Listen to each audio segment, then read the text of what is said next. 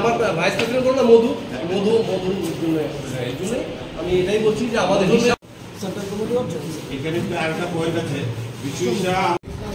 আমাদের হিসাব নেই, আমাদের অন্য কোনো কিছু না। হ্যাঁ, আমরা চাই সবাই ইউনাইটেডলি ওয়ার্ক করে। আমাদের একটা সংগঠন ত্রিপুরা কেমিস্ট্রি রেখেছে, আমি তো আগেও বলছি 50 ইয়ার সংগঠন। আমরা সবাই একটা ছাতার তলেই থাকবো, সবাই একসাথে কাজ করবো। এখানে রিটেলাররা হোলসেলাররা কোনো যাতে কোনো পরিষেবা পায় আমরা সবাই চাই। আর আজকের ব্যাপারটা নিয়ে হয়েছে কি, যাতে জাস্ট আজকের ব্যাপারটা নিয়ে এসে জাস্ট খালি হিসাব নিয়ে প্রবলেম। উনি আমাদেরকে কোনো হিসাব দিয়ে যায়নি। আমি যখন এই চেয়ার বসেছি আমাকে কোনো হিসাব দেয়নি কিছুদিন। একটু আগে আমার অ্যাসিস্ট্যান্ট সেক্রেটারি বলেছে যে কান্তিলাল দেব, উনি যখন সেক্রেটারি ছিল, ইনকামিং আউটগোয়িং যে আছে, incoming secretary Biswajit Shah, outgoing secretary general secretary Kantilal Deb, দিয়ে কাগজ দিয়ে ফরম্যাট দিয়ে সব বানিয়ে সব দিয়ে দিয়েছে। তো আমাকে কিছুই করেনি উনি। হ্যাঁ, আমাকে কোনো হিসাবই দেয়নি। তো আমার হিসাবটা তো আমার পেতে হবে। তা আমি কী করে আমি এই সংগঠন চালাবো? আমাদের এত টাকার হিসাব, আমার তো অ্যাসিস্ট্যান্ট সেক্রেটারি বলেছে কত টাকা, say about 18 lakh fixed certificate. তা কোনো হিসাবই পাইনি। এই হিসাবটা নিয়েই আমাদের প্রবলেম, আর কোনো প্রবলেমে।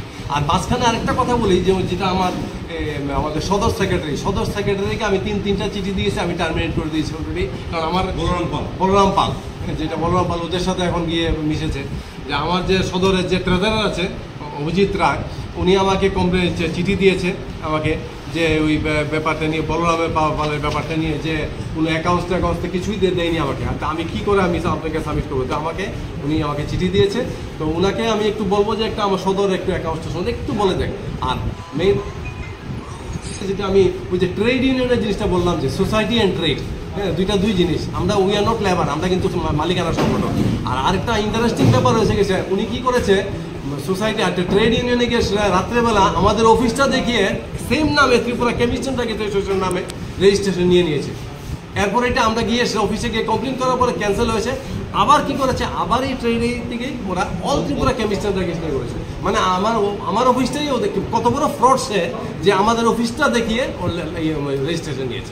তাহলে কতটুকু দুরন্দর লোক, হ্যাঁ, মানে ওর কথা কি বিশ্বাস করবে? মানে আপনারা কি চাইছেন? এটা আমি তো বললাম অ্যাকাউন্টসের হিসাবটা দেখ, আমাদের অ্যাকাউন্টসটা চাই আপ টু ডেট অ্যাকাউন্টস হিসাব। এটা তো আমরা গেলাম, আমি যে ইন্সপেক্টিং অফিসার যে ইন্সপেকশন করেছে, তো ওনাকে আমি আবার অফিসে নিয়ে আসলাম, অফিস থেকে ওইখান থেকে। আপনি আসেন, আপনি যখন এসছেন তখন অফিসটি খোলা পেয়েছেন, না তালা পেয়েছি? তো আপনি বলেননি ইটস ইউর ডিউটি যে আপনি অফিস খুলে আপনি দেখবেন, আপনার তো কিছু করেননি, আপনি অফিসে আসেন। তা আমি বললাম এখানে বসেছে, আমরা সবাই বসেছিলাম। তা আপনি who's holding the chair? Me myself Uttam Kumar Dev is holding the post of general secretary. Biswajit Shah নেই এখানে। তো আপনি কি করে দিলেন এটা? হ্যাঁ, উনি তো পাজল হয়ে গেছে।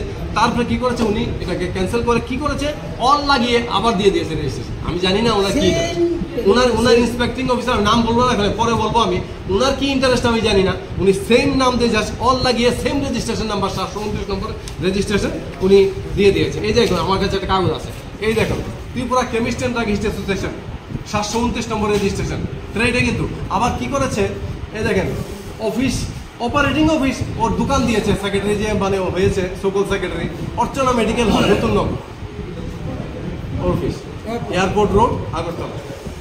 হ্যাঁ, আবার অ্যাড্রেসটা দিয়েছে আমাদের এই অফিসে, এদিন 1 road, Krishnanagar, Badutuli lane, Agartala, Tripura west. ব্যাপারটা হচ্ছে আমি এপ্রিল মাসে এজিএম করবো, সোসাইটি বলেছে না আপনার এজিএম করতে হবে, ডিসেম্বর আমি করেছি। আর বিশ্ববিদ্যালয় করেছে জানুয়ারিতে, সেটা অ্যাপ্রুভ হয়নি, অতএব উনি খারিজ হয়ে গেছেন, উনি সেক্রেটারি না।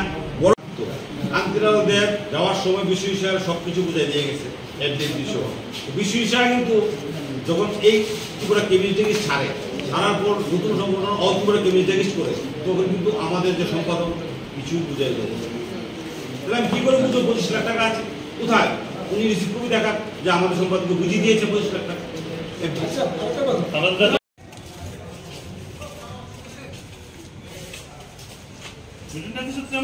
মানে ওনার আবার পোস্ট লাগে, উনি আবার জেনারেল সেক্রেটারির পোস্ট ওনার দিতে হবে, এটা একটা বিভেদের।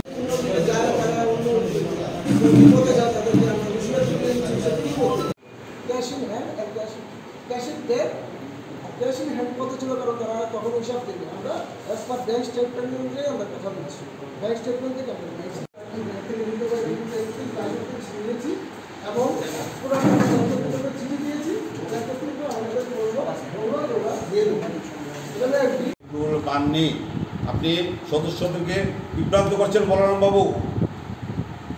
এই হিসাবটা সোসাইটিকে জমা দিয়েছে, সোসাইটি শুধু প্রাপ্তি স্বীকার করেছে, পাস না হয়ে সোসাইটি জমা করছে। তারপর আরেকটা জিনিস, একটা জিনিস দেখাচ্ছি আপনাকে শুধু,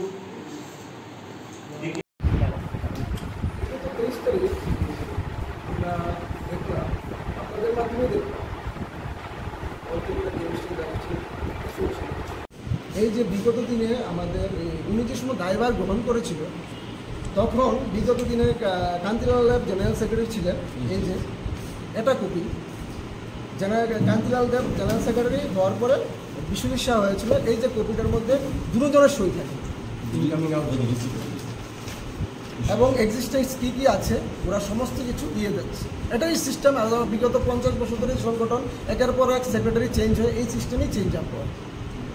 ওদের যদি এরকম কাগজ দেখাতে পারে যে বিগত দিনে যে উনি সেক্রেটারি ছিলেন, উত্তম দেব উনি জেনারেল সেক্রেটারি হয়ে উনি দায়ভার বা রিসিভ করেছেন সব কিছু, তাহলে ওনাদেরকে দেখাতে বলুন, আমাদের কোনো তাহলে অভিযোগ দেখাতে বলুন ওদেরকে। কারণ উনি বিশ্বজিৎ শাহ, দেখেন বিশ্বজিৎ শাহ সই আছে, রিসিভ করেছে। কান্তিলাল দেব পরিত্যাগ করে, মানে উনি জেনারেল সেক্রেটারি থেকে অব্যাহতি দিয়েছিলেন, তারপর উনি রিসিভ করেছেন, সব কিছু সব সই আছে। এমন যদি থাকে রিসিভ, ওনাকে দেখাতে বলুন, আমরা মেনে নেব। আর যেহেতু উনি নিজে স্বীকার করেছেন যে 30 তারিখ অব্দি, জানুয়ারি 23 অব্দি উনি নিজে জেনারেল সেক্রেটারি ছিলেন, তো উনি যেই সব চেক ইস্যু করেছেন উনি চেক ইস্যু করেছেন এবং কিসের এগেইনস্টে চেকগুলো ইস্যু করেছেন আমাদেরকে হিসাব দিতে হবে। আপনারা কি আইনের কাছে দ্বারস্থ হবেন? নিশ্চয়ই আমরা আইনের কাছে দ্বারস্থ হব। তাদেরকে আরও আমরা অনেক মানে চান্স দেবো যে আপনাদের, কারণ আমরা আইনের রাস্তা নিতে চাই না, কারণ ভিতরে একটা সাংগঠনিক ব্যাপার, তো আমরা চাই নিজেরা বলে সমস্যার সমাধান করতে। যদি তারা তাতেও সহযোগিতা করে আমরা নিশ্চয়ই বাধ্য আইনের রাস্তা দেবো। এবং আমাদের ঊর্ধ্বতন কর্তৃপক্ষ আছে, আমাদের তো এখানে তো মাননীয় স্বাস্থ্যমন্ত্রী আছে, মুখ্যমন্ত্রী আছে, অনেক আইনমন্ত্রী আছে, আমরা তাদের কাছে যাব। আমরা বাধ্য যদি তারা আমাদেরকে সহযোগিতা না করে, তারপর ওরা দেখা যায় কী হয়। আমরা এতটুকুই বলবো। আমরা এতটুকু আরেকটা কথা বলবো, সংগঠন যাতে নষ্ট না হয় এদিকে সবাই মনোযোগ দিতে হবে। কিছু স্বার্থন্বেষী লোক চাইছে সংগঠনে নষ্ট করতে, দুর্বল করতে, কিছু লোক। কারণ এটা আজকে সংগঠন না, 50 বছরের সংগঠনের, তাই চাইবো এটা সংগঠন ঠিক হতো। আর একটা কথা বলছি আপনাদের মাধ্যমে, আমরা বিগত ফেব্রুয়ারি মাসে আমাদের মাদার কমিটি হচ্ছে এআইসিডি, আমরা নর্থ ইস্টার্ন জেনারেল সেক্রেটারির কাছে দেখা করেছিলাম। উনি আমাদেরকে কমিটমেন্ট করেছিল যে লাস্ট অফ এপ্রিল আর 1st অফ মে উনি আসবেন, কিন্তু আমাদের কোনো ওনার কথার কাজের মধ্যে আমরা কোনো সামঞ্জস্য দেখতে পারিনি, জানি না কী উপায়। আর একটা আমাদের সৌভাগ্য বলেন, 23 তারিখ ওনারা অফিস উদ্বোধন করতে গিয়েছিলেন, ওখানে নর্থ ইস্টের অর্গানাইজিং সেক্রেটারি ছিল মাননীয় জিটু বর্মন, ওনার সাথে আমাদের দেখা হয়েছে। তো ওনার সাথে আমাদের সম্পূর্ণ কথা হয়েছে। উনি অনেক কিছু ব্যাপার জানেন না, উনি নিজে স্বীকার করেছেন না সংগঠনটা এরকম হওয়াটা উচিত না। ওনার প্রতি আমাদের আস্থা আছে, আমরা আশা করি উনি কিছু না কিছু আমাদের সংগঠনের জন্য করবেন। তারপরে বলছি আমরা সহযোগিতা চাই, আমরা এটার মধ্যে কোনো বিভেদ চাই না, আমরা সবাই সহযোগিতা করবো। যদি